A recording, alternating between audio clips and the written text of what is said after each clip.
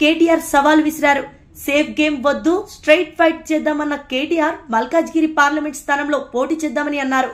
MLA పదవికి తాను రాజీనామా చేసి పోటీ చేస్తారని సీఎం ఎమ్మెల్యే పదవికి రేవంత్ రాజీనామా చేసి పోటీ చేయాలని మల్కాజ్గిరిలో తేల్చుకుందామంటూ సవాల్ విసిరారు కేటీఆర్.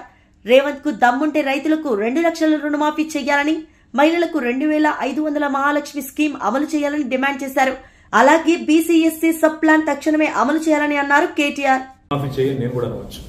మగాడివైతే రైతు భరోసా స్టార్ట్ చేయి, 70 లక్షల రైతుల ఖాతాల్లో డబ్బులే నేను కూడా అడగవచ్చు.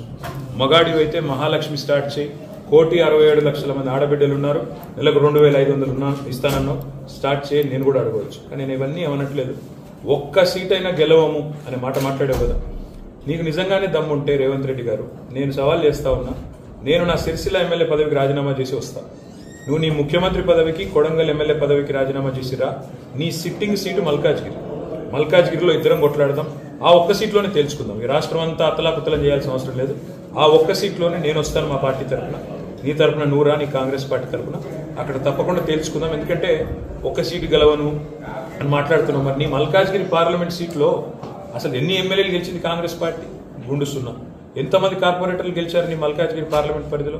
కాబట్టి గెలుపు ఓటములు అనే వాటిని పట్టుకొని దాన్ని ఎక్కువగా ఊహించుకొని, తన శక్తి సామర్థ్యాలు తాను ఎక్కువ ఊహించుకొని ఇవాళ మాట్లాడుతున్న రేవంత్ రెడ్డి గారికి నిజంగానే ధైర్యం ఉంటే, నిజంగానే దమ్ము ఉంటే, తెగువ ఉంటే నువ్వురా, కొడంగల్ ఎమ్మెల్యే పదవికి రాజీనామా చేయి, ముఖ్యమంత్రి పదవికి రాజీనామా చేయి.